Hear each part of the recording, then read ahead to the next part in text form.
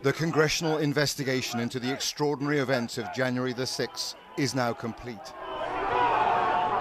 And in a prime-time TV event will be revealed to the American people tonight. God bless the USA. The big question is not only whether it was orchestrated and planned as a coup, but what was Donald Trump's true role? Where's the president? Where is he when we need him, really? Was he an observer of the attempted insurrection or its ringleader? Fight, don't film!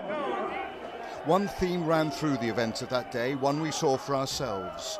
A level of vitriol and hatred that still threatens American democracy. I fear for my children. I feel for the children of America who are going to inherit our hate if we don't do something about it. To understand extremism from within, I came to Georgia to meet a man who knows all about far-right radicalism. Chris Buckley was a white supremacist, a member of the Ku Klux Klan, consumed by loathing. It came, he told me, from childhood trauma. You know, I had the racist upbringing by my father. He hated African Americans. He hated everybody, man. And looking back on it now, it's like, man, he hated himself. The more I got involved, the stronger the addiction to that hate and that extremism became. Well, it became like being a member of a tribe. It did. Do you take the light of Christ? Yes. His tribe was the KKK and that world of far-right extremism. Forward, march. A world that celebrates white supremacy and has been a driving force for acts of violence for a century.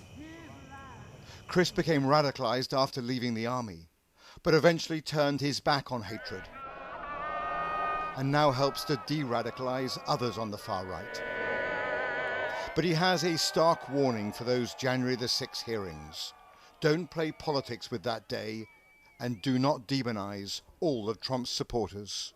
You fear that at the end of this, the far right is going to feel so ostracized. Not the far right. Like, I'm not worried about the far right, right? The far right are bad actors in this country, right?